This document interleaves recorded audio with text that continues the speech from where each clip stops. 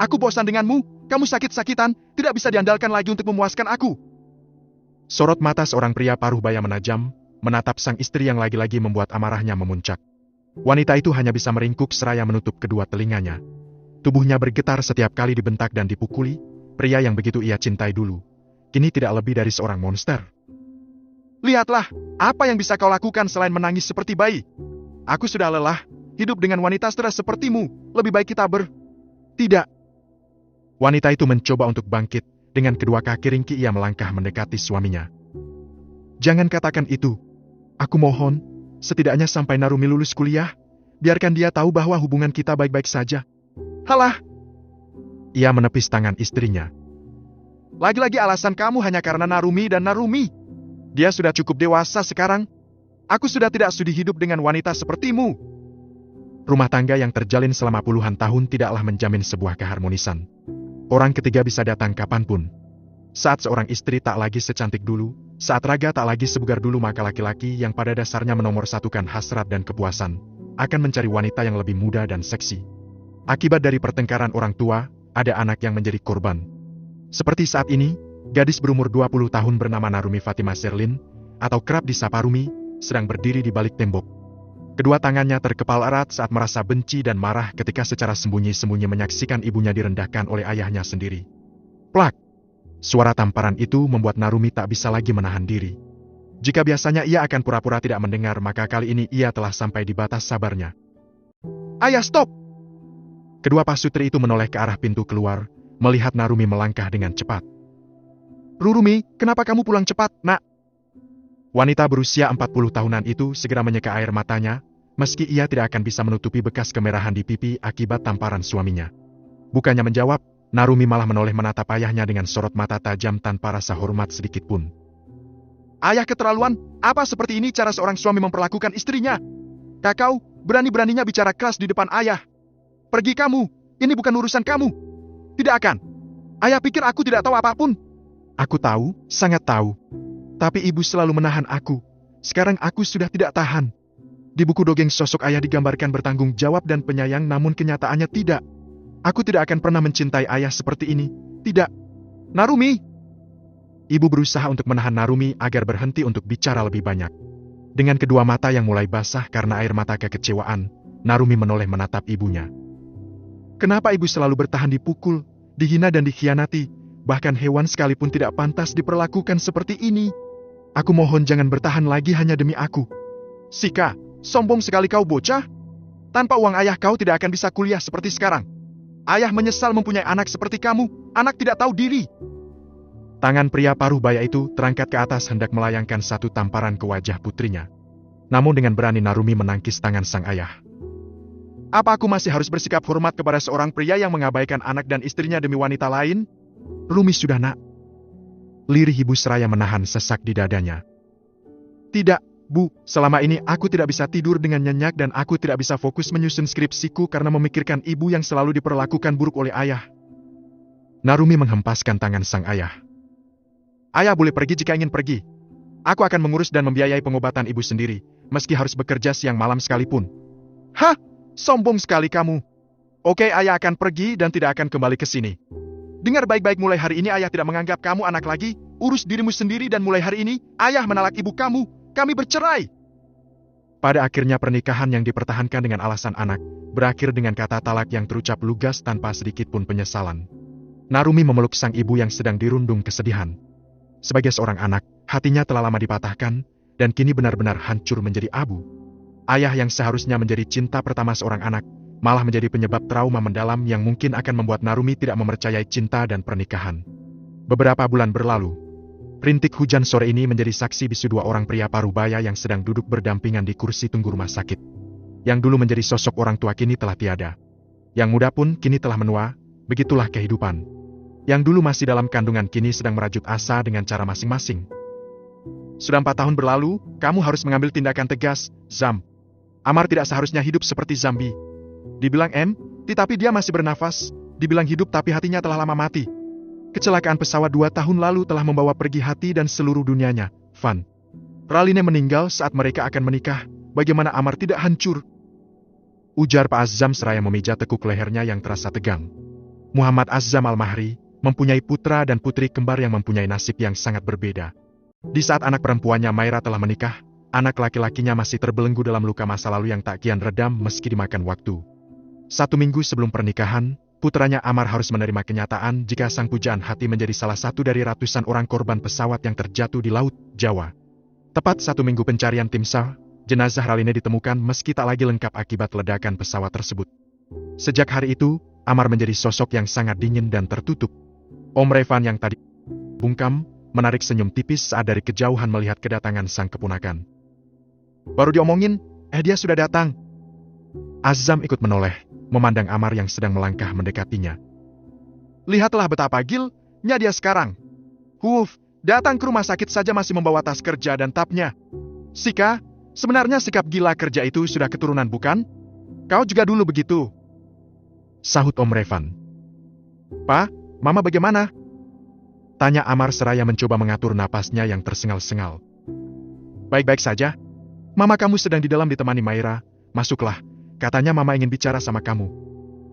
Jawab Pak Azzam tanpa melihat putranya. Mama kamu sedang tidak sehat. Ingat jangan membangkang apapun yang ia inginkan, paham? Sambung Om Revan kepada keponakannya. Iya, Om, kalau begitu saya masuk dulu, permisi. Amar melanjutkan langkahnya memasuki ruangan perawatan. Sebenarnya ia sudah tahu, pasti mamanya akan meminta hal yang itu-itu lagi. Sesaat setelah masuk ke dalam kamar, Amar menghela napas panjang saat melihat sang mama sedang terbaring lemah dan pucat di atas ranjang rumah sakit. Terlihat Maira segera bangkit dari posisi duduknya, menghampiri saudara kembarnya itu. Mama mau bicara 4 mata, aku mohon kali ini jangan membuat Mama semakin sedih. Ia menepuk pundak Amar lalu melangkah keluar dari ruangan itu.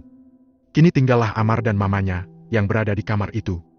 Perlahan ia mendekat, menarik kursi untuk duduk di samping ranjang rumah sakit. Kenapa sampai diopname seperti ini sih? Ma, aku khawatir sekali, tapi Mama masih bisa tersenyum seperti itu. Memangnya salah kalau Mama tersenyum? Belum tentu besok Mama bisa tersenyum seperti sekarang. Ucap Bu Bibah dengan lemah. Amar tertunduk lemas seraya menggenggam tangan mamanya. Jangan bicara seperti itu, Ma, Mama pasti akan sehat. Buliran air mata mulai luruh membasahi pipi Bu Bibah. Mama mau kamu menikah, Nak. Mama ingin menggendong cucu, tapi sepertinya Mama tidak perlu menunggu lagi. Andai hari ini Allah SWT memanggil, Mama jangan bicara seperti itu. Amar menatap sang mama dengan mata berkaca-kaca.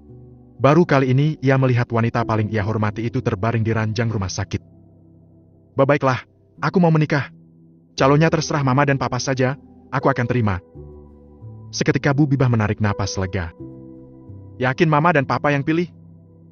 Amar mengangguk lemah. Iya, Alhamdulillah, Mama dan Papa sudah memikirkan seseorang dan dia adalah cucu dari Kak. Tidak perlu dijelaskan, Ma. Amar tiba-tiba berdiri dari posisi duduknya. Aku setuju untuk menikah demi memberikan cucu untuk Mama dan Papa. Aku tidak peduli dia siapa. Aku akan bertemu dengan wanita itu setelah aku resmi menikahinya. Amar berbalik pergi, meninggalkan ruangan itu setelah mengabulkan permintaan mamanya yang telah lama merengek, memaksa ia untuk menikah. Setidaknya, meski cinta telah dibawa pergi oleh mendiang pujaan hati, Amar masih punya raganya, yang siap berkorban demi kebahagiaan orang tua yang sangat ia hormati. Sesaat setelah kepergian Amar, Om Revan dan yang lainnya berhambur masuk menghampiri Bu Bibah. Bagaimana, Amar setuju? Bu Bibah nampak masih tersenyum karena terlalu bahagia. Alhamdulillah. Padahal aku hanya diopname karena asam lambungku naik, tapi sepertinya dia sangat khawatir dan akhirnya setuju untuk menikah. Tadi aku menelponnya dan berkata Mama sesak napas karena jantung, hehe maaf. Sahut Maira. Astagfirullah, Mai. Pantas saja Amar panik sekali tadi. Ucap Pak Azzam menatap sang putri dengan kesal. Maaf, Pa, tadi aku panik karena Mama sesak napas kirain serangan jantung ternyata asam lambungnya naik. Aku sudah terlanjur menelpon Amar tadi. Ucap Maira membelah diri. Sudahlah, Sam. Intinya anak kamu mau nikah. Tapi calonnya siapa sih? Sahut Om Revan. Besok aku akan bertemu dengan kakeknya. Beliau ini adalah orang kepercayaan ayahku dulu. Aku akan melaksanakan wasiat terakhir kakek Amar. 1 pekan berlalu. Rumah ini akan segera disita oleh bank karena pinjaman suami kamu yang sudah membengkak. Bukan cuma itu saja, dia juga menjual tanah ayah di Bogor. Tony benar-benar sudah gil karena wanita itu. Ayah menyesal membesar anak tidak tahu diri seperti Tony. Bu Sinta memijat keningnya yang terasa berdenyut. Baru beberapa bulan yang lalu suaminya pergi dan sekarang ia harus menerima kenyataan jika rumah yang sudah ditempati selama belasan tahun itu akan disita oleh pihak bank. Pria tua yang saat ini duduk di hadapannya adalah ayah mertua Bu Sinta yang sangat baik dan peduli kepada ia dan juga Narumi. Mas Tony benar-benar keterlaluan. Lalu apa yang harus kita lakukan sekarang? Saya tidak bisa membiarkan rumah ini disita bank, Narumi pun pasti tidak setuju. Sejenak pria tua itu terlihat diam, seolah sedang berpikir jalan keluar terbaik agar mereka tidak kehilangan rumah dan tanah yang menjadi sumber penghasilan. Sebenarnya ayah punya ide. Jadi teman ayah sedang mencari calon istri untuk cucunya. Sebenarnya calon yang ayah siapkan untuk cucu beliau adalah Widya sepupu Narumi. Tapi Widya tidak mau, dia sudah punya pacar dan sebentar lagi akan dilamar. Pria tua itu kembali menatap Bu Sinta, penuh harap. Demi menyelamatkan rumah ini dan aset keluarga yang menjadi sumber penghasilan ayah dan paman Narumi di Bogor, tolong bujuk dia untuk menerima perjodohan ini ya, Sinta. Bu Sinta mulai dilanda keraguan. Ia tahu saat ini Narumi sedang fokus menyelesaikan semester akhir kuliahnya. Tetapi, kehilangan rumah penuh kenangan dan perjuangan yang mereka tempati sekarang adalah hal yang tidak bisa dibiarkan. Kalau boleh tahu siapa nama pria itu? Amar Fatir Al-Mahri, dia adalah dosen pembimbing kamu mulai sekarang. Temui dia di ruangannya setelah jam makan siang nanti, konsultasikan semua kendala kamu padanya. Nilai kamu sangat jelek akhir-akhir ini, sebenarnya apa yang terjadi dengan kamu? Saya tahu kamu mahasiswi yang berpotensi. Narumi hanya diam tertunduk, ia mencengkeram erat buku di tangannya saat lagi-lagi merasa gagal. Ya, ia tidak bisa fokus sejak perceraian kedua orang tuanya. Baik, Bu, kalau begitu saya permisi, Assalamualaikum. Waalaikumsalam. Tanpa membuang waktu lagi, Narumi segera bergegas keluar meninggalkan tempat itu. Ia benar-benar tidak bisa berpikir jernih sekarang, namun semuanya hampir selesai. Ia tidak boleh menyerah karena alasan pribadi. Gimana? Tanya Gina, sahabat Narumi. Aku disuruh temuin Pak Amar, sial banget kan? Wah, Pak Amar si kulkas 7 pintu? Itu sih hoki banget kamu Rumi. Ya, aku akui dia sangat tampan, selain dosen dia juga CEO perusahaan besar. Ucap Gina antusias. Tapi ada rumor yang bilang kalau dia itu penyuka sesama jenis. Benar atau tidak? Rumi mulai berasumsi dengan semua gosip yang ia dengar di kampus tentang dosen tampan itu. Sial sekali, kenapa harus dia yang jadi dosen pembimbingku? Aku sedang banyak masalah. Apa tidak ada Du? Narumi tak bisa melanjutkan ucapannya karena tiba-tiba saja Gina menutup mulutnya dengan telapak tangan. Kenapa sih? Ucap Narumi sesaat setelah melepaskan telapak tangan Gina dari mulutnya. Di belakang kamu itu. Ucap Gina gelagapan. Apa sih, Gin? Kamu ngomong kok tidak jelas? Dengan santai Narumi berbalik ke belakang dan betapa terkejutnya ia, melihat siapa yang sedang berdiri tepat di belakangnya. Dengan senyum tanpa dosa, Narumi mengangkat sebelah tangannya untuk menyapa. Selamat pagi, Pak Amar. Ya, pria itu adalah Amar Fatir Al-Mahri, dosen muda, dengan sejuta pesona. Namun sayang, semua keindahan yang terpancar dari dirinya tak sejalan dengan sikapnya yang sangat dingin dan cenderung arogan. Narumi Fatimah Zerlin, ikut saya sekarang. Ucap Amar dengan nada suara datar. Bab 2 calon suami? Amar sedang memeriksa proposal skripsi yang diajukan oleh Narumi. Sesekali ia melirik gadis itu yang saat ini sedang duduk di hadapannya. Tema yang kamu angkat ini sangatlah pasaran. Apa selama 3 tahun menimba ilmu di sini, pikiran kamu hanya tertuju tentang tema ini saja?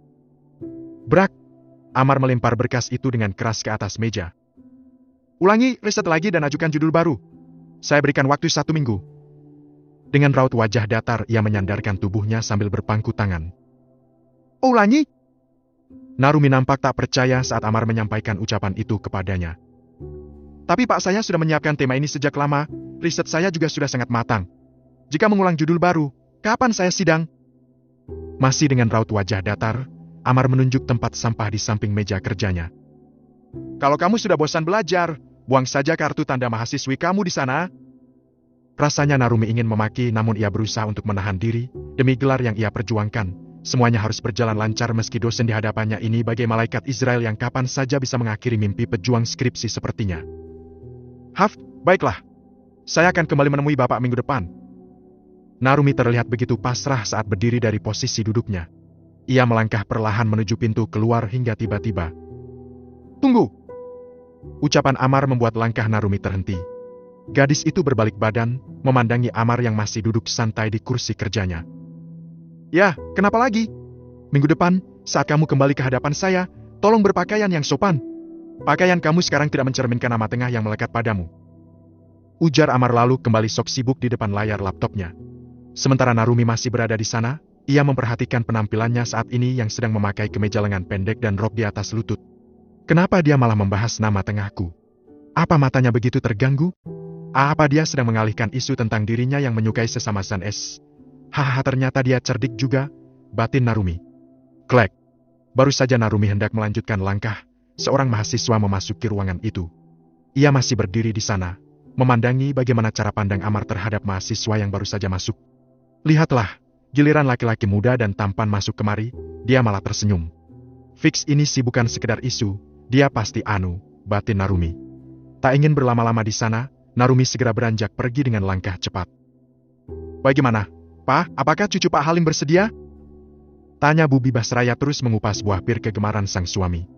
Pak Azam menoleh menatap istrinya, perlahan beliau mengerahkan tangan, merangkul mesra belahan jiwanya itu. Lumayan sulit, cucu pertama Pak Halim dari putra pertamanya menolak dengan alasan sudah punya pacar, kita juga tidak bisa memaksa jika tidak mau. Tapi beliau masih punya cucu dari putra keduanya, masih kuliah tapi sebentar lagi selesai, semoga saja ada kabar baik. Papa Kekeh ingin menikahkan Amar dengan salah satu cucu Pak Halim karena wasiat kakek Amar sebelum meninggal tahun lalu. Yang membuat susah itu karena Amar tidak mau menunjukkan diri kepada wanita. Apa salahnya memperkenalkan diri? PDKT gitu loh. Amar payah, sama saja seperti kamu dulu, Mas. Sambil mengunyah buah yang terlanjur masuk ke dalam mulut, Pak Azam menoleh menatap sang istri dengan tatapan tak percaya. Loh kok bawa-bawa papa sih? Mama lupa bagaimana romantisnya papa dulu? Iya, papa memang sangat romantis sekali. Tapi sikap gila kerja kamu itu nurun ke Amar, bahkan lebih parah. Dia mengurus perusahaan, dia juga jadi dosen dan malam hari dia jadi montir di bengkel mobil Raihan. Hidupnya cuma untuk kerja dan kerja, gimana mama tidak kepiki? Bu Bibah tak bisa melanjutkan ucapannya saat tiba-tiba saja sang suami menyumpal mulutnya dengan sepotong buah. Sudah jangan dipikirkan, nanti asam lambung kamu naik lagi sayang.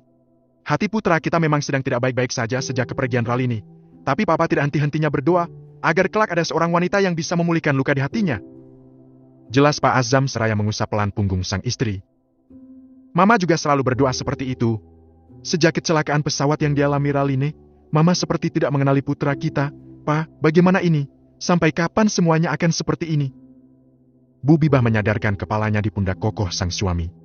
Tangan kedua pasutri itu saling bergenggaman erat, seolah saling menguatkan. Mereka tidak akan pernah tenang sebelum keceriaan kembali ke dalam diri Amar. Pukul 5 sore saat Narumi baru saja selesai mandi dan berpakaian santai, ia segera keluar dari kamar menemui ibunya yang tadi berkata ingin bicara sesuatu. Dari kejauhan ia bisa melihat ibu sedang duduk termenung di teras rumah. Bu, kenapa melamun? Tanya seraya mendaratkan bokong di sebuah kursi tepat di sebelah ibu. Sontak lamunan Bu Sinta buyar seketika saat mendengar suara Narumi mendekat. Rumi, ibu sedang menunggu azan maghrib. Tapi karena kamu sudah di sini, ibu ingin menyampaikan sesuatu. Apa itu? Bu, masalah ya lagi ya? Narumi asal menebak saja karena beberapa waktu belakangan ini, ibunya selalu membahas kehidupan sang ayah yang telah hidup bahagia bersama istri barunya. Perlahan Bu Sinta menggeleng. Bukan, nak. Ibu hanya ingin meminta pendapat kamu. Jadi begini, sebenarnya sertifikat rumah ini digadaikan ayah kamu di Ban, termaksud tanah aki di Bogor lalu. Hah? Kedua mata Narumi membulat sempurna, saking kagetnya sang ibu sampai tak bisa melanjutkan ucapannya. Bagaimana bisa? Jangan bilang ayah melakukan ini demi wanita itu. Bu Sinta lagi-lagi memijat keningnya, ia sudah menduga Narumi akan mengatakan hal tersebut. Ibu tidak tahu, Rumi.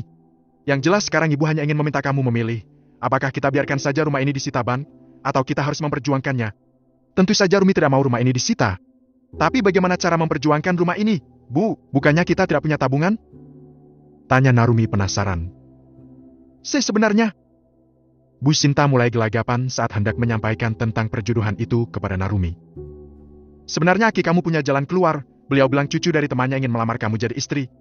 Kalau kamu mau, orang tua laki-laki itu akan membantu kita, mereka adalah orang terpandang yang bisa kita andalkan di saat seperti ini. Bagaimana?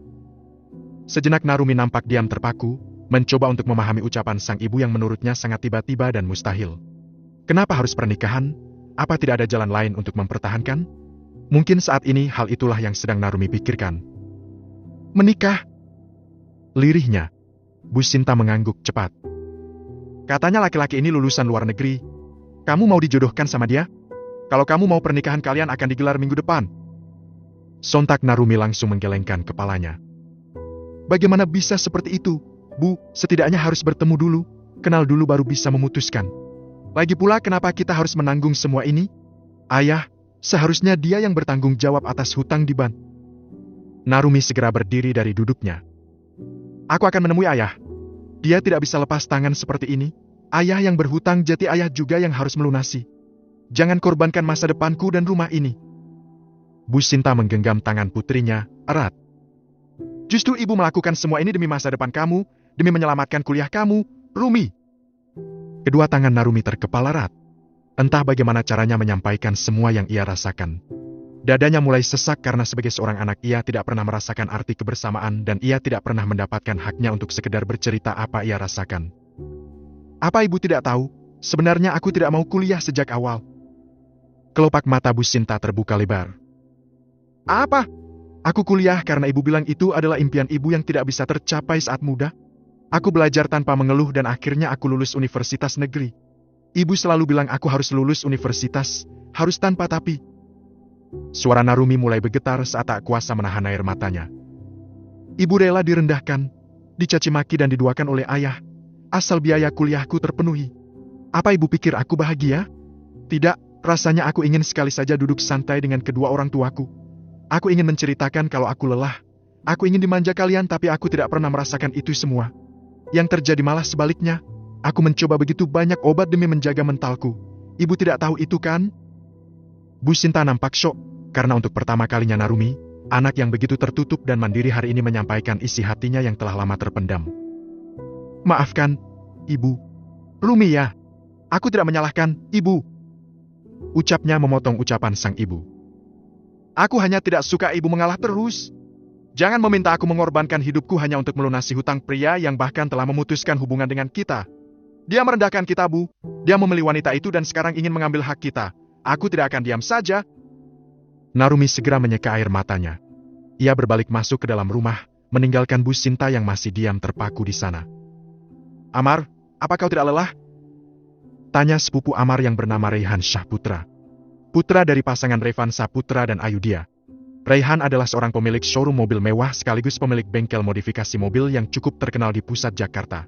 Dengan wajah berkeringat dan sedikit kotor karena noda oli, Amar menoleh menatap Raihan yang sedang menunggu jawaban darinya. Tidak, aku senang bekerja apapun itu.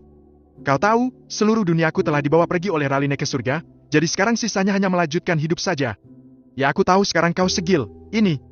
Tapi aku dengar dari ayahku kamu akan dijodohkan. Seharusnya kamu temui calon istrimu, saling mengenal dulu sebelum menikah. Bukannya stay di bengkelku. Apa calon istrimu itu oli bekas yang setiap hari harus kau perhatikan? Biar papa dan mama saja yang mengurus semuanya. Siapapun itu dan bagaimanapun dia, tujuanku menikah hanya satu, aku ingin memberikan 2 garis merah untuk mama. Tanpa cinta, tanpa perasaan apapun. Ucap Amar seraya terus berkutat dengan mesin mobil. Ya Allah, Marimar. Kamu pikir calon istrimu nanti akan jadi mesin pencetak anak? Mau main masuk aja tidak mau buka hati. Ucap Raihan yang terlihat geram dengan sikap sepupunya itu. Bukannya menanggapi Amar memilih untuk tetap fokus ke pekerjaannya. Kurang lebih sudah 2 tahun ia seperti ini, menghabiskan sisa hidup dengan pekerjaan. Ya, semua ia lakukan untuk mengalihkan pikirannya yang terus membayangkan wajah seorang wanita yang telah lama berpulang ke pangkuan ilahi. Amar. Astagfirullah. Susah bener ngomong sama tembok es. Raihan yang sudah kehabisan kata-kata memilih untuk pergi meninggalkan tempat itu. Rei, pesankan aku makanan. Seru Amar saat merasakan perutnya mulai keroncongan. Bodoh amat. Raihan yang nampak kesal terus melangkah masuk ke dalam bengkelnya yang terlihat sangat ramai meski sudah malam. Dasar, bocah. Kenapa dia selalu marah padahal yang gil adalah hidupku bukan hidupnya? Gumam Amar. Di mana ayah saya? Tanya Narumi sesaat setelah istri kedua ayahnya membuka pintu rumah dengan desain minimalis namun cukup besar dan mewah. Tatapan sinis nampak tergambar jelas dari wajah wanita yang menyandang status perusak rumah tangga orang. Ada? Kamu mau ngapain ke sini? Kalau mau ribut, lebih baik kamu pergi. Saya dan suami saya butuh ketenangan. Minggir, saya mau bertemu ayah saya. Dengan paksa Narumi menerobos masuk ke dalam. Ia melangkah cepat dengan mata yang terus mencari-cari di mana ayahnya berada. Untuk apa kamu datang kemari? Mau minta uang? Tanya Pak Tony yang datang dari arah belakang dengan secangkir kopi di tangannya. Sontak Narumi langsung berbalik, melihat ayahnya yang tepat berada di belakang tubuhnya. Orang bandit datang menagih, rumah akan disita. Apa ayah setega ini? Ayah harus melunasi semuanya. Jangan mencoba untuk lepas tangan. Hahaha. Pak Tony tertawa terbahak-bahak saat mendengar penuturan Narumi. Kalau mau ditarik ya biarkan saja, itu rumah memang punya ayah. Lagi pula kalian memang pantas menggembel di jalan. Bulan lalu kamu sangat sombong saat berkata akan membiayai hidup ibumu. Maka sekarang rasakanlah, tanpa ayah kalian tidak lebih dari gembel. Bener mas, diajak cerai baik-baik malah sok jual mahal. Anaknya ternyata sama saja ya, pantas kamu tidak betah hidup bersama mereka. Sambung istri sirih Pak Tony. Narumi menoleh menatap ibu tirinya dengan sorot mata tajam. Ia sangat membenci wanita di hadapannya itu, sungguh ia tak pernah merasakan hal seperti ini sebelumnya. Mulutmu tidak pantas menyebut aku dan ibuku seperti itu. Dengan gerakan cepat Narumi meraih gelas berisi kopi di tangan ayahnya dan langsung disiramkan ke tubuh wanita itu. Panas, panas. Narumi. Plak. Satu tamparan mendarat tepat di wajah gadis cantik itu. Berani-beraninya kamu. Anak tidak tahu diri, sudah miskin tidak punya apa-apa, sombong minta ampun. Seharusnya kalau kamu menginginkan sesuatu dari ayah, kamu harus berlutut dan memohon. Cih, aku tidak sudi. Air mata kekecewaan mengalir dari sudut mata Narumi. Tiba-tiba ia mengingat ucapan sang ibu tentang sosok pria kaya yang berniat mempersuntingnya. Apa aku harus menerima lamaran itu demi membungkam mulut mereka yang terus menghina ibu, batinnya. Aku tidak akan melupakan hari ini seumur hidupku. Aku akan buktikan hidupku dan ibu akan jauh lebih baik tanpa ayah. Aku menyesal karena sempat berharap ayah akan membantu kami. Narumi menyeka air matanya seraya berbalik pergi meninggalkan tempat itu. Ia pikir masih ada sedikit harapan, namun pada akhirnya ia harus kembali memikirkan menerima lamaran itu atau tidak. Jika ia boleh egois, tentu ia akan menolak dengan tegas. Namun saat mendengar hinaan sang ayah, ia mulai berpikir keras. Motor yang dikendarai Narumi akhirnya sampai di halaman rumah. Ia segera turun dan mendorong masuk motor kesayangannya ke dalam garasi sederhana yang hanya terbuat dari kayu sisa industri. Setelah memastikan motornya aman, ia segera masuk ke dalam rumah. Langkahnya terhenti tepat di ambang pintu saat melihat sang ibu sedang duduk di sofa ruang tamu. Bu? Bu Sinta yang tadi nampak memejamkan matanya karena sudah mengantuk, langsung berdiri ketika melihat kedatangan putrinya. Narumi, akhirnya kamu pulang juga. Ibu khawatir sekali. Sejenak Narumi terlihat diam, memandangi ibunya dari jarak 2 meter. Bu, apa dengan pernikahan ini semua masalah akan selesai? Apa dengan pernikahan ini juga ibu akan bahagia tanpa mengkhawatirkan nasibku lagi? Bu Sinta mengangguk pelan.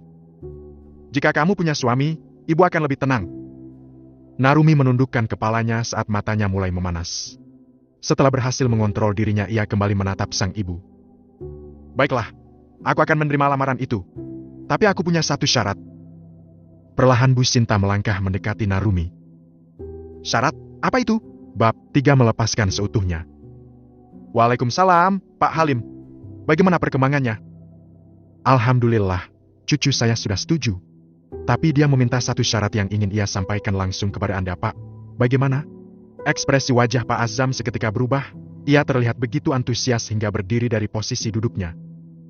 Alhamdulillah, tidak masalah. Secepatnya saya kabari, Pak. Terima kasih karena sudah memenuhi wasiat terakhir orang tua saya. Sama-sama, Pak. Saya tunggu kabarnya. Kalau begitu saya tutup dulu, ini lagi di jalan mau ke rumah menantu saya. Assalamualaikum. Waalaikumsalam. Pak Azam segera mematikan panggilan telepon itu lalu meninggalkan kopi dan juga majalah bisnisnya di atas meja begitu saja. Mama! Teriak Pak Azam seraya mencari-cari keberadaan istrinya. Ia seolah tak sabar untuk menyampaikan kabar baik yang baru saja diberikan Pak Halim. Apa sih, Pak? Mama lagi bantu Bibi nyambel, tadi katanya mau sarapan pakai sambal terasi. Ucap Bu Bibah seraya membersihkan tangannya dengan tisu. Alhamdulillah cucu Pak Halim setuju. Amar akan menikah. Pak Azam begitu antusias. Benarkah? Akhirnya. Kedua pasutri parubaya itu saling berpelukan sambil melompat kegirangan. Penantian yang begitu panjang, mulai dari meyakinkan Amar, dan sekarang menemukan calon sesuai dengan wasiat terakhir ayah Pak Azam akhirnya segera terlaksana. Kenapa sih? Pagi-pagi heboh sekali. Sahut Amar yang baru saja muncul sambil menggulung lengan kemejanya.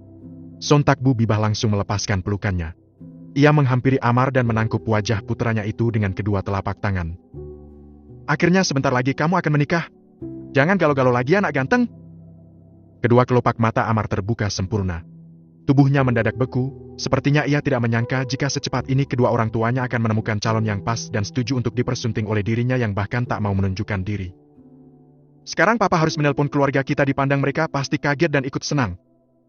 Pak Azam yang tiba-tiba merasa sibuk, langsung bergegas meninggalkan tempat itu. Mama juga harus mengabari Om Irfan kamu di Jaksel. Ah, tidak. Seharusnya mama ke rumah Maira dulu, dia pasti ikut senang deh. Bu Bibah juga melangkah pergi meninggalkan tempat itu. Sementara Amar masih diam terpaku di sana. Menyadari jika sebentar lagi ia harus mengakhiri janji setianya kepada Raline membuat hatinya tersentak. Meski pujaan hatinya telah lama tiada, namun ia terus menggenggam janji setia yang pernah ia ucapkan dulu. Akankah ia mampu menerima semua dengan lapang dada? Setelah beberapa saat, Amar yang tadi akan sarapan pagi seperti biasa kini malah berbalik pergi. Cuaca yang begitu terik siang ini tak menghalangi langkah Amar memasuki area pemakaman umum, tempat peristirahatan terakhir wanita pujaannya, Raline Ayla Khadijah. Nampak jelas di genggaman tangannya sebuket bunga mawar putih dan sebuah buku surah Yasin. Biasanya ia akan datang berziarah setiap tanggal 11, namun bulan ini ia datang lebih awal. Sesampainya di samping makam, ia meletakkan bunga mawar putih itu lalu mulai membersihkan rumput liar yang tumbuh di sekitar makam. Setiap momen yang terlewati hingga rencana pernikahan 2 tahun yang lalu masih teringat jelas di benak Amar. Ia bukanlah tipe pria yang romantis, ia bukan seorang pria yang puitis, namun kesetiaannya adalah sesuatu yang tak bisa diragukan. Beberapa menit berlalu ia duduk bersimpuh di samping makam Raline, perlahan tangannya bergerak mengusap nisan yang sedikit berdebu. Assalamualaikum, Raline. Kepala Amar mulai tertunduk seiring air mata yang mulai mengalir dari sudut mata. Betapa beratnya arti sebuah kehilangan saat cinta hampir sampai pada puncaknya.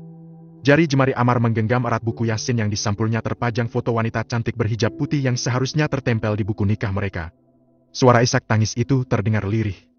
Hari ini mungkin akan menjadi hari terakhir Amar berziarah dengan status lajang janji setia yang sempat terucap pun kini perlahan ia lepaskan demi melanjutkan hidup. Cukup lama Amar menghabiskan waktu di makam Raline hingga akhirnya ia melangkah keluar dari area pemakaman. Tadi ia membaca surah Yasin dan doa-doa agar Raline tenang di alam sana. Sesampainya di parkiran, langkahnya terhenti saat melihat seorang wanita parubaya yang baru saja tiba dengan diantar ojek online. Assalamualaikum, Umi. Amar, kamu di sini? Apa Umi tidak salah tanggal? Ini belum tanggal 11 kan? Amar tersenyum tipis saat mendengar pertanyaan Umi. Ya, wanita parubaya itu adalah mantan calon ibu mertuanya. Beliau sangat baik dan rendah hati, meski Raline telah tiada tetapi Umi masih menjalin silaturahmi dengan keluarga almahri. Benar, Umi. Hanya saja hari ini sedikit berbeda. Oh ya, apa kita bisa bicara sebentar? Pinta Amar yang terlihat ragu. Boleh-boleh, kalau begitu kita bicara di rumah saja. Tadinya Umi mau membersihkan makam Raline tapi sepertinya sudah tidak perlu, karena sudah ada kamu. Sepertinya hari ini untuk pertama kali Amar meninggalkan pekerjaan yang biasanya selalu menghabiskan waktunya sepanjang hari. Bertempat di sebuah kediaman sederhana, ia berdiri menghadap sebuah dinding, di mana foto-foto masa kecil hingga dewasa Raline terpajang rapi. Duduklah, Mar. Sepertinya setiap kesini kamu selalu memandangi tembok itu. Ucap Umi seraya meletakkan nampan berisi teh ke atas meja ruang tamu. Pria dengan berwok tipis itu berbalik melangkah hingga mendaratkan bokongnya di sofa, berhadapan langsung dengan Umi. Bukan karena dindingnya, tapi karena foto-foto yang tidak saya miliki, semua terpajang di sana. Umi terkekeh kecil seraya menyodorkan secangkir teh ke hadapan Amar. Sampai kapan, Mar? Kamu masih muda, nak. Jangan jadikan Raline sebagai penghalang kamu untuk memulai hidup baru. Amar mencengkeram erat kedua lututnya saat mendengar penuturan Umi. Entah sudah berapa kali ia mendengar kata itu terucap dari mulut mantan calon mertuanya itu. Sebenarnya saya datang kemari untuk meminta izin, Umi. Kedua orang tua saya akan menjodohkan saya dengan seorang wanita pilihan mereka. Akhirnya kata-kata itu terucap juga meski terbata-bata. Umi menutup mulutnya dengan telapak tangan saat merasa terkejut sekaligus senang. Alhamdulillah, Umi ikut senang mendengar ini. Selamat ya. Jadi kamu datang untuk melepaskan Raline seutuhnya? Pertanyaan itu membuat Amar menundukkan pandangannya. Melepaskan seutuhnya? Entah kenapa kata-kata itu tidak bisa ia terima, namun itulah kenyataannya. Ia memang harus melepaskan Raline dan semua kenangan yang sempat mereka lalui bersama. Insya Allah, jika memang yang saya jalani nanti adalah yang terbaik. Meski begitu, saya tidak akan melupakan Raline dan Umi yang selama ini telah begitu baik kepada saya dan keluarga. Ucap Amar dengan suara bergetar. Umi mendekat, duduk di sebelah Amar. Ia mengusap pelan punggung mantan calon menantunya itu. Kamu sudah mengambil keputusan yang tepat. Umi sangat mendukung, tapi ingat satu hal, pernikahan adalah sesuatu yang sakral, jangan menjadikan alasan apapun untuk mempermainkan ikatan suci itu, ingat pesan Umi ya. Amar yang tak bisa berkata-kata, hanya bisa mengangguk pelan. Sesuatu yang dulu ia genggam erat kini benar-benar terlepas. Berat untuk berkata jujur seperti ini, tetapi rasa hormatnya kepada mendiang Raline dan keluarga membuat Amar lebih terbuka untuk bicara yang sesungguhnya. Bu Sinta mendorong pintu kamar Narumi dengan napas terengah-engah. Di ambang pintu ia bisa melihat putrinya itu masih duduk di depan meja rias, belum selesai bersiap-siap agaknya. Astagfirullah, Rumi! Masih belum selesai juga, keluarga calon suami kamu sudah datang. Narumi berdiri dengan raut wajah kaget. Hah? Sudah datang sekarang? Keluarga laki-laki itu benar-benar datang? Iya, cepat rapikan rambut kamu. Bu Sinta menutup pintu kamar itu. Narumi yang mendadak panik segera bercermin memandangi pantulan tubuhnya yang terbalut kemeja lengan panjang dan celana katun. Rambut panjangnya dibiarkan terurai panjang. Ya, ia tak bersiap-siap berlebihan, karena pada dasarnya ia tidak bersemangat menjalani ini semua. Masalah, jadi ini yang namanya Narumi? Bu Bibah nampak terpana saat melihat calon menantunya yang begitu muda, cantik dengan wajah blasteran Sunda Turki. Tidak salah pilih kan? Nanti tinggal kamu pakaikan kerudung saja, pasti Amar akan kelepek-kelepek. Bisik Pak Azam ke telinga istrinya. Sementara yang mendapatkan pujian hanya tersenyum malu. Narumi, kakek Halim bilang kamu punya satu syarat. Apa itu nak? Jangan ragu, sampaikan saja. Mendengar penuturan Bu Bibah membuat Narumi menoleh menatap ibunya sebentar. Setelah beberapa saat Narumi kembali menatap Bu Bibah yang sedang menunggu jawaban darinya. Saya tidak pernah menduga akan menikah di umur 20 tahun. Namun jika ini adalah jalan terbaik yang ditetapkan Allah, saya siap menerima, tetapi jika boleh saya minta kepada Om dan Tante, saya ingin pernikahan ini dirahasiakan hingga saya lulus kuliah, saya tidak menginginkan pesta yang meriah, saya ingin pernikahan ini dilaksanakan secara sederhana di Bogor, tempat kelahiran saya. Bu Bibah dan suami saling menatap satu sama lain. Mereka yang tadi sudah antusias untuk menggelar pesta meriah kini sepertinya harus berpikir keras. Jadi bagaimana, apa Pak Azam dan Bu Bibah setuju? Tanya kakek Halim untuk memastikan. Bab 4 tidak mau bertemu lagi. Rumi, kok malah bengong sih? Hah? Lamunan Narumi buyar seketika saat Rina menepuk pundaknya. Hari ini ia benar-benar tidak bisa fokus. Bagaimana tidak kurang dari 1 minggu lagi ia akan dipersunting oleh seorang pria yang sampai detik ini tidak ia ketahui nama, rupa dan sifatnya. Kamu ada masalah keluarga lagi ya? Tanya Rina yang mulai menerka-nerka isi kepala sahabatnya. Karena biasanya hal yang dipikirkan Narumi tidak jauh dari masalah itu saja. Mendengar pertanyaan Rina membuat raut wajah Narumi berubah sendu. Entah sampai kapan pikirannya akan tenang tanpa memikirkan hal berat, yang menguji mental dan perasaan. Rin, sebenarnya aku ingin cerita sesuatu sama kamu. Jari jemari Narumi mulai tidak bisa diam karena merasa gugup dan tidak siap melihat dan mendengar tanggapan Rina tentang hal yang akan ia ceritakan. Sebenarnya apa, Rumi? Kalau kamu punya masalah jangan dipendam, ingat aku akan membantu kamu semampuku. Ucap Rina sambil menepuk pundak Narumi. Semalam, aku dilamar seseorang. Akhirnya Narumi berhasil menyampaikan hal tersebut kepada sahabatnya, meski terbata dan kurang yakin jika kejujurannya adalah hal yang tepat. Apa? Ya, tentu saja Rina kaget bukan main, ia berdiri dari posisi duduknya menatap Narumi tak percaya. Kamu dilamar siapa? Jadi kamu akan menikah, lalu bagaimana dengan kuliah kamu? Kepala Narumi menggeleng perlahan. Aku tidak tahu laki-laki itu siapa. Dia menyembunyikan identitasnya sampai kami bisa menikah. Tapi, orang tua pria itu bersedia memenuhi syarat yang aku minta. Rina kembali duduk di hadapan sahabatnya itu. Kamu minta syarat apa? Aku ingin pernikahanku dirahasiakan sampai kuliahku selesai. Aku pikir mereka akan keberatan, tapi ternyata mereka menyetujuinya tanpa kata, tapi yang paling membuat aku terkejut adalah, pernikahan itu akan dilaksanakan minggu depan, Rin. Hah? Minggu depan? Kelopak mata Rina terbuka sempurna dengan mulut terperagah. Sekarang kan kamu sedang dalam bimbingan Pak Amar untuk proposal skripsi, alasan apa yang akan kamu sampaikan kepadanya untuk mengambil cuti? Ini juga lagi mikir, mana galak banget tuh orang. Hembusan napas Narumi terdengar lirih. Sesaat ia terlihat kembali melamun hingga tiba-tiba berdiri dari tempat duduknya. Aku harus menemui dia sekarang, kamu mau ikut? Rina menggelengkan kepalanya perlahan. Tiba-tiba aku pusing mikirin kamu yang bakalan nikah, so itu artinya aku tidak punya teman jomblo lagi. Kirain sedih kenapa? Udah, aku mau ke ruangan Pak Amar dulu. Kamu tunggu aku di sini, nanti kita lanjut ngobrolnya. Tanpa membuang waktu lagi, Narumi berbalik pergi meninggalkan Rina yang masih duduk bersandar di kursi kantin kampus. Sementara itu di dalam ruang kerjanya, Amar terlihat sedang sibuk merapikan barang-barang penting untuk dimasukkan ke dalam laci. Karena beberapa hari ini ia harus mengambil cuti kerja. Untuk perusahaan, ia tidak terlalu khawatir karena saudara iparnya, yang tidak lain adalah suami Maira bersedia menggantikan ia sementara untuk mengurus semua proyek baik di dalam maupun di luar kota. Di tengah aktivitasnya, Amar menoleh ke arah pintu saat mendengar suara ketukan pintu. Tanpa ekspresi yang berlebihan, ia memandangi seorang wanita yang sedang berdiri di ambang pintu. "Permisi, Pak. Saya boleh masuk?" "Ya, masuk dan duduklah.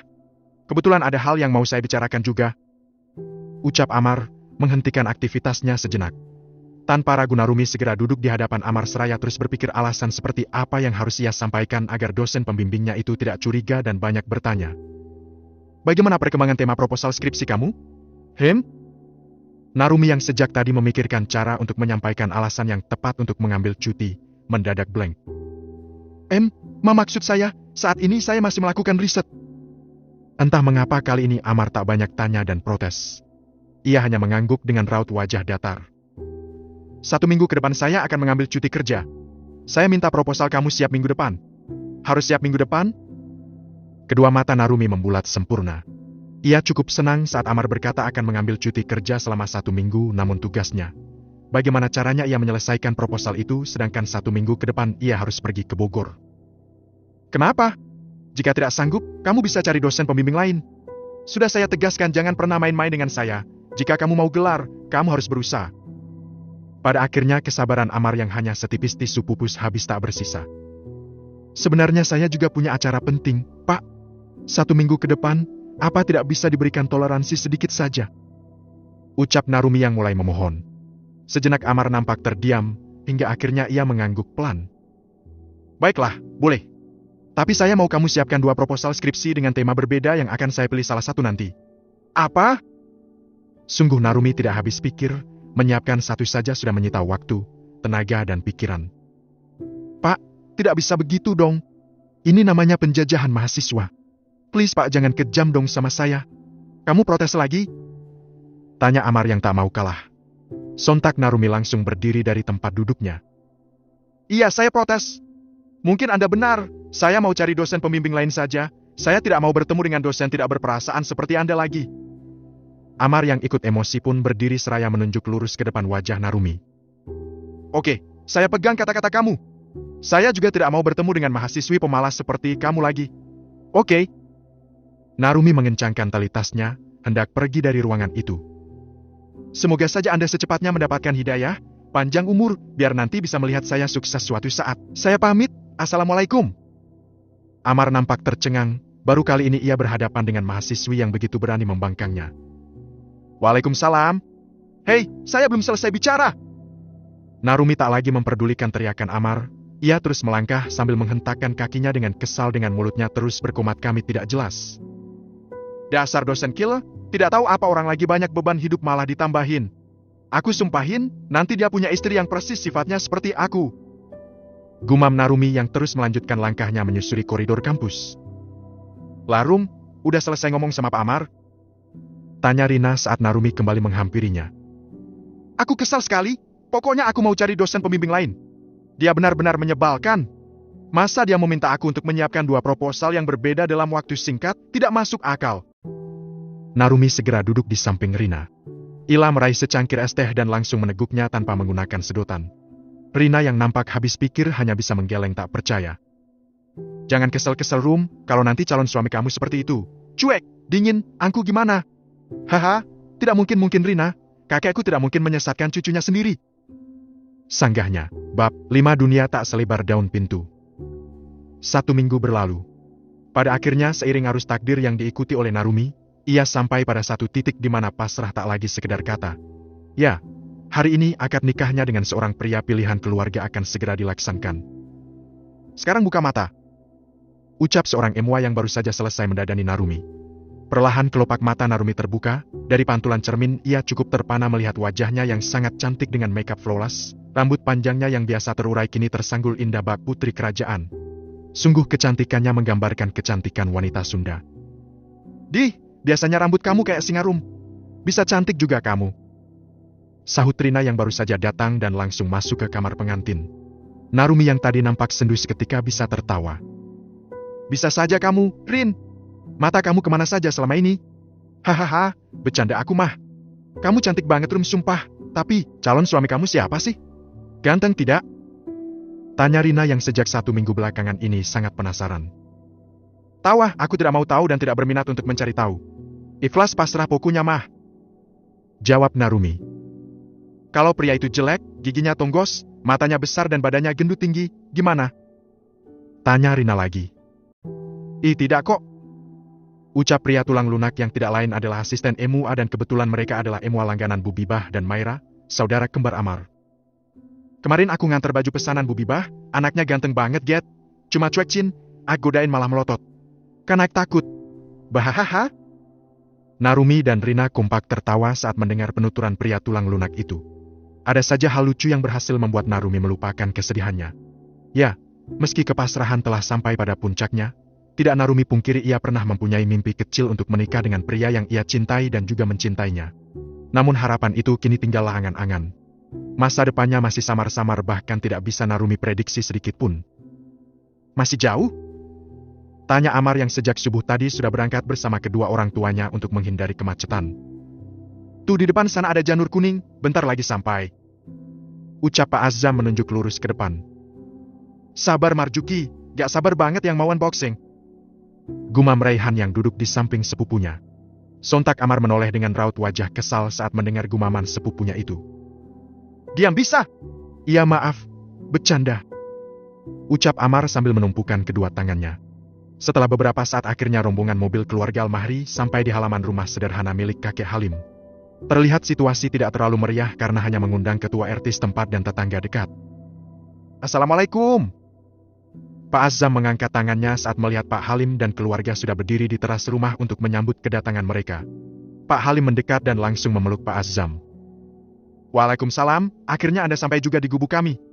Kalau begitu jangan ditunda-tunda, mari masuk, Pak Penghulu sudah menunggu. Ayo, Nak Amar masuk. Ucap Bu Sinta menuntun calon menantunya memasuki rumah yang sudah dihias layaknya rumah pengantin pada umumnya. Terlihat Maira dan suaminya Reno ikut berbahagia hari ini. Di sana juga ada Raihan dan kedua orang tuanya yang ikut mengantar. Saat ini para tamu sudah berkumpul ruang tamu, mengelilingi Amar yang sudah duduk tegap di depan penghulu. Terlihat di sana juga sudah duduk kakek Halim yang akan menikahkan cucunya dengan pria pilihannya sendiri. Pak Tony Agustian yang seharusnya ikut hadir malah tidak bisa dihubungi. Kakek Halim sebagai ayah dari Pak Tony angkat tangan. Beliau telah kecewa dengan putranya sendiri, tanpa pria itu pun, Pak Halim bisa menikahkan cucunya. Pak Azam yang sejak tadi mengobrol dengan Pak Penghulu segera menyerahkan secari kertas kecil kepada putranya. Ini nama calon istri dan ayah mertua kamu. Ya, jika Narumi mempunyai syarat maka Amar pun sama. Ia berujar kepada papanya bahwa ia ingin mengetahui nama dan wajah calon istrinya tepat saat hari-hari. Maka hari ini Pak Azam melakukan hal yang diminta Amar. Pria 28 tahun itu meraih kertas kecil di tangan papanya. Raut wajahnya masih nampak biasa saja, sebelum akhirnya berubah pucat saat membaca nama yang tertera di sana. Narumi Fatima Zerlin? Nama ini tidak asing. Ah tidak mungkin, ya dunia tidak selebar daun pintu, mana mungkin mahasiswi barbar itu, ini hanya kebetulan. Ayolah Amar, kamu harus fokus, batin Amar. Mar, ada apa? Jangan bilang kamu tidak bisa menghafalnya, udah papa bilang latihan di rumah. Bisik Pak Azam. Amar menoleh menatap sang papa sambil meremukan kertas itu dalam genggaman tangannya. Papa tidak perlu risau, karena sebelum ini aku pernah menghafal ijab kabul namun tak jadi menikah, jadi tenang saja. Aku bisa. Bagaimana, kita mulai sekarang? Tanya Pak Penghulu. Lebih cepat lebih baik. Sahut Pak Halim. Baiklah kalau begitu, dengarkan saya baik-baik. Pak Penghulu menyampaikan khutbah nikah sebelum memulai ijab kabul. Setelah beberapa saat Amar menjabat tangan kakek Halim yang akan menjadi wali nikah mempelai wanita. Amar Fatir Al-Mahri, saya nikahkan engkau, dan saya kawinkan engkau dengan cucu kandung saya Narumi Fatima Zerlin binti Tony Agustian dengan mahar uang sebesar $2.500, tunai. Saya terima nikah dan kawinnya, Narumi Fatima Zerlin binti Tony Agustian dengan mas kawin yang tersebut tunai. Tanpa pengeras suara atau mic suara Amar terdengar lantang. Bagaimana saksi? Sah. Sah. Sah. Alhamdulillah. Pak Penghulu, diikuti para tamu menengadah tangan, memanjatkan doa terbaik agar dua insan yang baru saja terikat tali suci pernikahan akan menjadi keluarga yang sakinah mawadah warahmah. Sementara Amar yang pada akhirnya menikah dengan wanita lain hanya bisa diam tertunduk. Entah rumah tangga seperti apa yang akan ia lalui nanti, yang jelas hari ini tanggung jawabnya sebagai seorang suami akan diuji. Mampukah ia menjalankan tugas sebagai seorang suami yang baik? Atau pernikahan ini hanya akan membuatnya selalu terbelenggu dalam perasaan yang tak kunjung padam untuk Ralini Ayla Khadijah? Walahu alam, biarkan Sang Maha Pencipta merancang skenario terbaik untuk mereka. Kata Sa itu menggema hingga ke kamar pengantin. Nampak Narumi memeluk erat sahabatnya. Sebelum resmi dipersunting pria asing itu, ia masih bisa tertawa lepas, namun detik ini tangisnya pecah. Sudah, Rumi. Aku yakin kamu bisa hidup bahagia, tetap jadi diri kamu sendiri, jalani semuanya dengan baik. Aku akan selalu mendukung kamu. Ucap Rina yang mulai sesegukan. Sementara Naomi hanya bisa diam, menangis tanpa suara. Tak lama, pintu kamar itu terbuka. Bu Sinta masuk bersama Bu Bibah untuk membawa Narumi bertemu suaminya. Ayo nak, saatnya keluar. Ucap Bu Sinta. Narumi menyeka air matanya lalu segera berdiri dari posisi duduknya. Dengan diantar oleh ibu, mertua dan sahabatnya, ia melangkah keluar dari kamar. Saat ini degup jantungnya berdetak kencang. Ia sangat gugup. Pria seperti apa yang telah menghalalkannya dengan satu tarikan napas? Sungguh rasa penasarannya sudah sampai di ubun-ubun.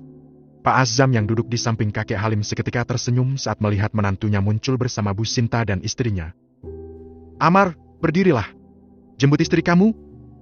Amar mengangguk lalu segera berdiri. Perlahan ia berbalik dan menegapkan kepala memandangi seorang wanita yang sedang melangkah ke arahnya. Sesaat ia masih terlihat tidak mengenali siapa wanita yang ia persunting hari ini, namun beberapa detik selanjutnya kedua matanya membulat sempurna. Kakau? Langkah Narumi terhenti saat mendengar suara barington yang begitu tidak asing di telinga. Ia menegapkan kepalanya dan... Papa Amar? Kedua matanya membulat sempurna dengan mulut terperangah. Aki! Amar dan Narumi kompak berteriak saat sama-sama kaget. Takdir macam apa yang menyatukan dua elemen manusia yang saling bertolak belakang? Bruk! Dan di saat bersamaan Narumi dan Amar jatuh pingsan. Lah, Marjuki! Pekik Raihan. Rumi! Rina yang terlihat panik segera menghampiri sahabatnya. Begitu juga dengan Bu Bibah, Pak Azam, kakek Halim dan para tamu yang mulai panik saat kedua mempelai jatuh pingsan. Bab 62 garis merah. Sesuatu yang terjadi atas kehendak Sang Maha Pencipta adalah bagian dari rahasia kehidupan yang tak bisa diterka oleh seseorang yang hanya berstatus sebagai salah satu makhluk ciptaannya. Denting suara hujan yang menabrak kaca jendela terdengar samar saat dua pasang mata perlahan terbuka di saat bersamaan.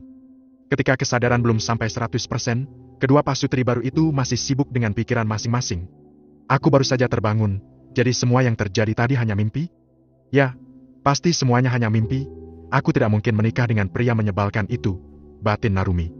Alhamdulillah, semuanya hanya mimpi. Bagaimana bisa aku berpikir telah menikahi gadis barbar itu? Sepertinya aku terlalu lelah. Tapi, di mana ini? Kenapa banyak bunga? Apa ini kamar pengantin? Batin Amar. Beberapa detik tenggelam dalam pikiran masing-masing, perlahan kepala keduanya saling menoleh, menatap satu sama lain. Rasa tak percaya mulai kembali mereka rasakan. Beberapa detik sebelumnya mereka masih mempercayai bahwa semua hanya mimpi buruk. Pak Amar! Sontak Narumi segera bangkit dari posisi berbaringnya. Anda kenapa bisa di sini? Jangan bilang Anda yang menikahi saya. Apa aku masih bermimpi? Amar mengusap wajahnya dengan kasar saat harapan terakhirnya seolah pupus. Kini ia yakin semuanya bukanlah mimpi, wanita yang ia nikahi itu adalah mahasiswinya sendiri. Ini bukan mimpi, Fatimah. Sepertinya kita benar-benar menikah, namamu yang aku sebutkan saat ijab kabul tadi. Aku pikir dunia tak selebar daun pintu, tapi ternyata, kamu? Bukan Fatimah, Pak. Saya Narumi, bisa tidak jangan memanggil saya dengan nama tengah. Narumi menoleh menatap wajahnya dari pantulan kaca jendela yang tertutup tirai. Takdir macam apa ini? Kenapa suamiku harus dosen killer? Kedua mata Amar membulat sempurna saat mendengar gumaman Narumi. Memangnya saya bahagia menikah dengan mahasiswi pemalas seperti kamu? Dengar ya Pak Amar yang ter. Ucapan Narumi tiba-tiba terhenti saat mendengar suara handel pintu bergerak, hingga akhirnya pintu tersebut mulai terbuka. Terlihat, Bu Bibah, Pak Azam, Bu Sinta dan Rina melangkah masuk secara bergantian. Alhamdulillah, akhirnya kalian bangun. Rina tadi sudah cerita, ternyata Amar dosen kamu ya Rum? Pasti agak syok ya, tapi ibu bersyukur kata Rina Amar ini dosen yang baik dan perhatian sama kamu. Ucap Bu Sinta penuh syukur. Benar, semuanya sudah ditakdirkan Allah.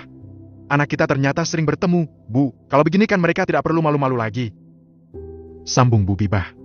Sontak Narumi menoleh menatap Rina dengan sorot mata tak biasa. Nih anak bener-bener ya? Baik dari mananya sih, batin Narumi. Rina hanya bisa mengalihkan pandangannya ke sembarang arah untuk menghindari tatapan mengintimidasi Narumi. Amar masih diam tertegun di sana. Hingga tiba-tiba ia turun dari atas ranjang dan melangkah keluar dari dalam kamar. Hal tersebut membuat Bu Bibah dan yang lainnya kaget. Papa akan bicara padanya. Ucap Pak Azam lalu melangkah keluar menyusul Amar. Amar menghentikan langkahnya tepat di teras samping rumah yang mengarah langsung ke perkebunan jeruk milik kakek Halim. Tak lama sang papa muncul dari arah belakang. Amar, sekarang katakan, apa yang membuat kamu bersikap kekanak-kanakan seperti ini? Tanya Pak Azam sesaat setelah berdiri di samping putranya. Saat pasrahku begitu dalam, kenapa ujiannya malah seberat ini? Ya, memang tidak ada yang salah dari wanita itu, namun kami bukanlah dua orang yang cocok untuk dipersatukan seperti ini. Situasi menjadi hening sesaat. Hembusan angin terasa dingin menerpa masa keriput pria berusia 50 tahun yang dulu pernah berada di satu titik yang sama seperti yang dialami putranya sekarang. Papa paham yang kamu rasakan sekarang. Entah kenapa Papa merasa mengalami deja vu. Pak Azam tertunduk dengan serigai tipis yang tiba-tiba tergambar. Menyalahkan takdir itu manusiawi. Tapi apa kamu bisa menjamin rencanamu lebih baik daripada rencana Allah terhadapmu? Amar menatap lekat kedua mata yang tiba-tiba memberikan peringatan keras dalam kelembutan dan sedikit penekanan dalam ucapannya. Aku tidak pernah meminta untuk bahagia, aku hanya ingin melanjutkan hidup saja. Papa tahu sendiri jika Papa paham, tidak perlu dijelaskan. Ucap Pak Azam memotong ucapan Amar. Sehebat-hebatnya kamu merencanakan masa depan, tetap sisakan ruang untuk ridha bahwa hari esok memang di luar kehendak kita. Kamu sudah cukup dewasa untuk memahami bahwa pernikahan bukan sesuatu yang dapat dipermainkan. Kamu telah menghalalkannya bukan hanya di hadapan kami, tapi juga di hadapan Allah. Apapun alasannya, Papa mau kamu belajar menerima Narumi sebagai istrimu. Pak Azam berbalik hendak pergi, namun sebelum itu ia menepuk pundak Amar pelan. Kamu tidak akan salah langkah, nak. Ingat kata-kata Papa, junjung tinggi tanggung jawabmu sebagai seorang suami. Karena laki-laki hanya bisa disebut laki-laki saat dia memulaikan istrinya. Langkah Pak Azam berlanjut setelah selesai dengan kata-katanya. Sementara di sana, Amar masih diam terpaku dengan tatapan nanar. Entah apa yang ia pikirkan, namun yang pasti kata-kata sang papa mulai meracuni pikirannya. Jika Amar mendapatkan wejangan dari sang papa, maka Narumi dikeroyok oleh ibu, mertua dan juga sahabatnya.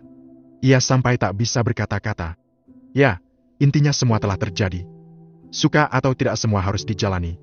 Narumi tak bisa berbuat banyak karena orang tua Amar telah menyelamatkan rumah dan juga perkebunan kakeknya yang hampir disita oleh pihak bank. Sudah sejauh ini, lantas alasan apa yang membuat ia bisa lari? Rumi, kalau begitu aku pulang dulu ya. Ini sudah sore. Ucap Rina saat melihat jam di pergelangan tangannya. Perlahan ia memeluk sahabatnya itu lalu berbisik. Semua ini takdir yang harus kamu coba jalani. Apapun yang terjadi ke depannya tetaplah jadi diri sendiri. Aku tunggu kamu di Jakarta. Lanjut Rina lalu melepaskan pelukannya. Ucapan sahabatnya membuat Narumi diam sejenak. Ia terus memandangi kepergian Rina hingga lenyap dari pandangan. Rumi, kok bengong? Sahut Bu Bibah sambil menepuk pundak menantunya. Ah iya tante. Ucap Narumi gelagapan. Jangan panggil tante dong, mulai sekarang panggil mama. Ucap Bibah yang nampak sangat berseri-seri hari ini. Ayo Rumi coba panggil. Sahut Bu Sinta. Iya, mama. Entah semua terasa asing untuk Narumi. Ia tahu keluarga barunya itu adalah orang yang baik, namun ia masih mempertanyakan apakah sikap Amar akan sebaik kedua orang tuanya. Malam ini, saat semua anggota keluarga Amar sudah pulang ke Jakarta, kecuali Reihan yang ikut menginap karena permintaan Amar yang masih segan dan merasa asing dengan keluarga Narumi. Coba kamu perhatikan baik-baik, apa kurangnya istrimu? Dia cantik, pintar masak juga sepertinya. Ucap Reihan yang saat ini sedang duduk di ruang TV yang terhubung langsung dengan dapur. Dari jarak beberapa meter mereka bisa melihat Narumi dan Bu Sinta sedang menyiapkan makan malam.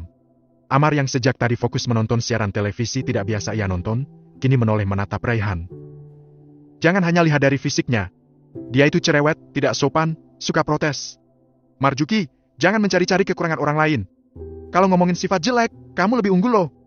Gila kerja, cuek, egois, keras kepala, Amar menyumpal mulut Reihan dengan sepotong kue yang disajikan Bu Sinta di atas meja. Aku memintamu tetap di sini agar bisa menemani aku, bukan ceramah. Menemani bagaimana? Reihan mendekatkan wajahnya ke telinga Amar. Apa kamu juga akan mengajak aku tidur di kamar pengantinmu malam ini? Sontak Amar langsung mendorong tubuh Reihan menjauh darinya. Di najis? Bahaha, tuh kan yang enak-enak saja maunya sendiri. Ucap Reihan berbisik. Diam! Bisa? Sorot mata Amar menajam dengan rahang wajah yang mulai menegang. Iya orang bercanda juga ah, kalem. Pengantin baru juga. Ucap Raihan lalu kembali menyadarkan tubuhnya di sofa. Hingga beberapa saat kemudian ia kembali menoleh. Tapi kamu tidak akan lupa tujuanmu kan? Malam ini kamu harus mendapatkan dia seutuhnya, jangan ditunda-tunda, mubazir. Amar hanya melirik Raihan tanpa menanggapi apapun. Ia pun tak tahu apa ia mampu, trauma itu sangatlah dalam, dan tak kunjung berakhir. Tak jauh dari sana, Narumi yang sedang menyiapkan makan malam, sesekali memperhatikan Amar dan Raihan. Otaknya pun mulai berasumsi sesuatu yang selalu ia pikirkan tentang Amar. Sudah aku duga, dia pasti menyukai pria. Mereka sangat dekat. Kalau begini sih aku tidak perlu khawatir, dia tidak mungkin macam-macam karena seleranya bukanlah seorang wanita, batinnya. Saat makan malam, Amar dan Narumi duduk berdampingan. Tidak ada perlakuan romantis, layaknya dua insan yang baru saja merajut tali suci pernikahan. Kakek Halim pun nampak memperhatikan sikap keduanya yang sangat kaku. Rumi, jangan diam saja. Tambahkan lauk untuk suamimu. Tidak usah, Aki. Saya hampir selesai. Ucap Amar yang merasa tidak enak. Hembusan napas Narumi terdengar lirih, jika bukan demi kakek dan ibunya ia enggan untuk melakukan ini semua. Dengan senyum yang dibuat-buat ia menoleh menatap Amar. Amar mau tambah nasi? PPVT huk-huk. Saat mendengar panggilan Narumi padanya, Amar sampai tersedak. Bukan hanya itu, bulu kuduknya pun sampai berdiri. Mar, jangan kaget gitulah. Masa dipanggil saja kamu grogi? Ucap Raihan berusaha menahan tawa. Hanya belum terbiasa saja. Biasanya di kampus, suaranya tidak selembut ini. Ucap Amar sambil melirik Narumi yang sedang menambahkan nasi ke atas piringnya. Gadis ini benar-benar pandai berakting, bisa-bisanya dia memanggilku di depan banyak orang, batin Amar. Saat Bu Sinta, kakek Halim dan Raihan terkekeh, Narumi tak menanggapi apapun. Ia fokus melakukan tugas pertamanya sebagai seorang istri. Sepertinya Narumi mulai membiasakan diri, meski hatinya tak bisa menerima semua fakta tentang pria yang menghalalkannya hari ini. Hujan rintik tak juga reda sejak siang tadi. Kamar pengantin yang diselimuti dinginnya malam tak membuat kedua pasutri itu bergegas mencari kehangatan di atas ranjang. Langkah Narumi maju mundur saat akan memasuki kamar setelah membantu ibunya beres-beres. Tenangkan dirimu, Rumi. Percayalah dia tidak akan melakukan apapun karena dia tidak menyukai wanita. Narumi masih saja mempercayai gosip-gosip yang bertebaran di kampus. Ia percaya bahwa Amar adalah penyuka sesama jenis. Karena selalu bersikap dingin kepada semua mahasiswi. Setelah mencoba mengatur napas dalam-dalam, akhirnya Narumi memberanikan diri untuk membuka pintu tersebut. Dari kejauhan ia bisa melihat Amar baru saja selesai berganti pakaian dengan kaos oblong berwarna hitam dan celana katun krim. Kenapa berdiri di sana? Saya tidak akan menelan kamu hidup-hidup. Tutup pintu dan kemarilah. Glek. Narumi menelan salivanya sekuat tenaga sambil menutup pintu kamar. Perlahan ia melangkah mendekat hingga berhenti di hadapan Amar. Sudah pasrah? Pak Amar benar-benar menerima pernikahan ini? Dengan serigai tipis, Amar menatap istrinya itu dengan lekat. Kamu benar-benar pintar berakting. Tadi kamu panggil saya sekarang Pak. Seharusnya kamu tanya dirimu sendiri, apa kamu sudah pasrah dan menerima saya sebagai suami? Kedua tangan Narumi terkepal erat. Andai saya bisa lari, saya pasti sudah lari. Tapi kedua orang tua Anda sudah sangat baik kepada keluarga saya. Saya akan melakukan apapun demi keluarga ini. Kalau begitu kita sama. Amar melangkah mendekat hingga jarak mereka hanya beberapa sentimeter saja. Jika kamu menerima pernikahan ini demi uang, maka saya menerima pernikahan ini demi 2 garis merah yang harus diwujudkan untuk penerus saya sebagai satu-satunya anak laki-laki. Apa maksud Anda? Tanya Narumi yang mulai terlihat gugup dan sedikit takut. Ia tidak pernah serikat ini dengan seorang pria. Perlahan tangan Amar bergerak, menyapu pelan bagian wajah hingga ke akhirnya berhenti di dagu sang istri. Lahirkan seorang anak untuk saya, Narumi.